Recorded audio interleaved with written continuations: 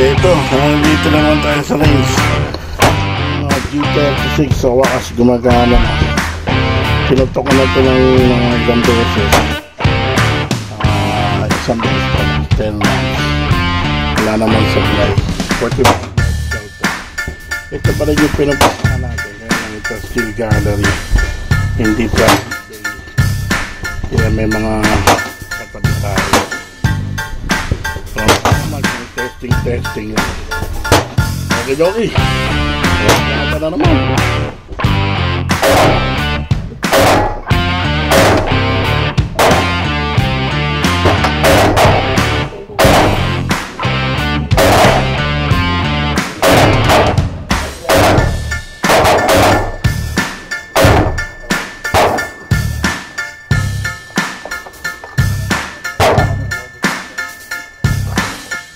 Nakita nyo naman, ayos naman. Ito, pupunta ko ulit yung T36. Pinagta ng bolt sa manufacturer. Harap natin ulit ito.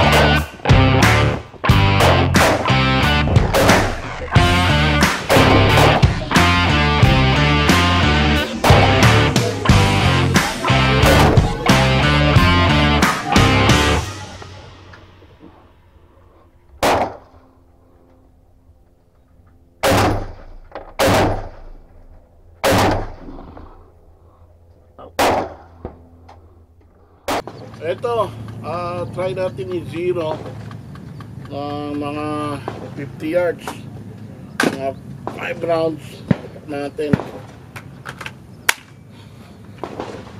Gawin nga, tignan natin. Tapos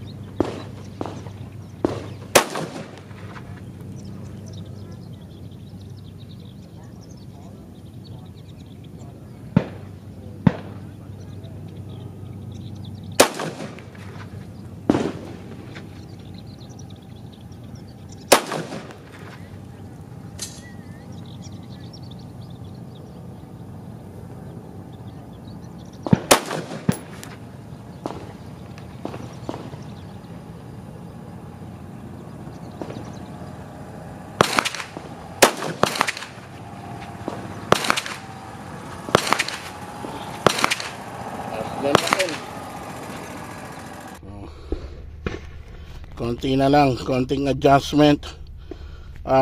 Hindi ko alam kung ito yung huling-huli kasi zoom in ko bale, adjust natin down papunta sa left. Testing na natin, pero sunod dito tayo target.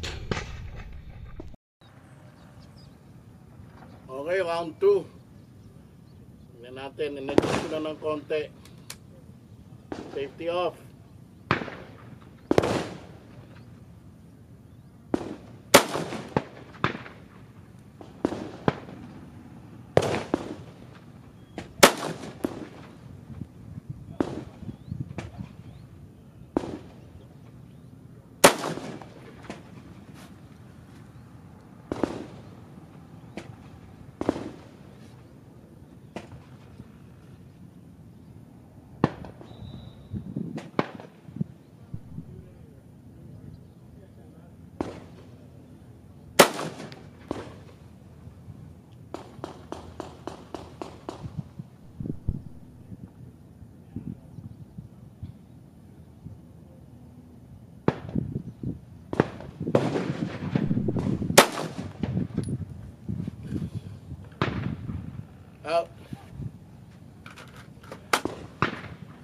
check, clear.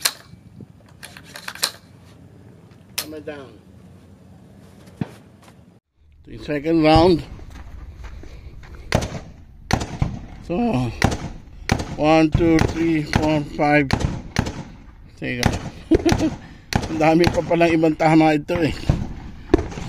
Teka. Hindi ko pala napatsihan lahat.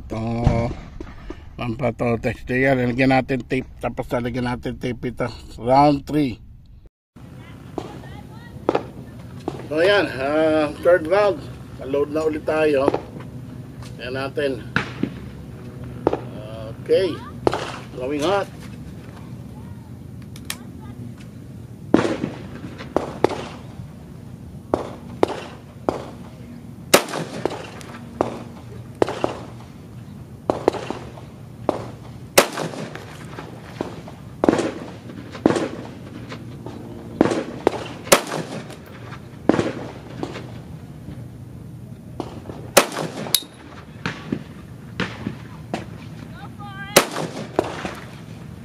Safe.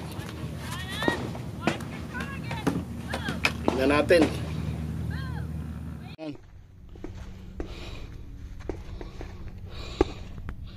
So far, medyo okay naman.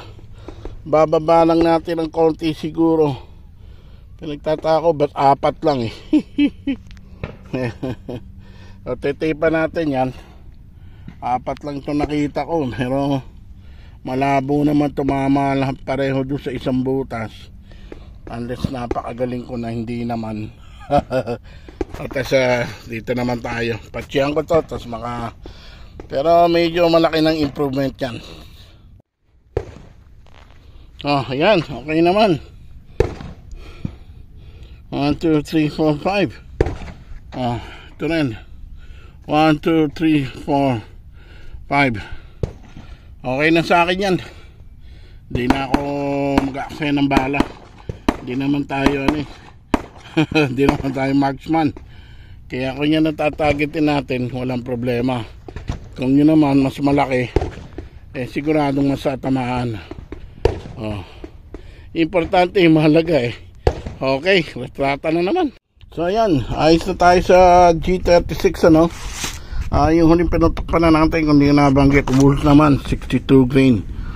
Steel case pa rin yun. Kung nakita nyo naman, okay na yung grouping natin sa paper. Tapos dun sa steel target natin at 50 yards, so halos ang liit. Makita nyo naman yung difference kesa doon sa green na steel. Kalahati lang, wala pang kalahati. Nakita nyo naman na halos 100% ang hit ratio natin.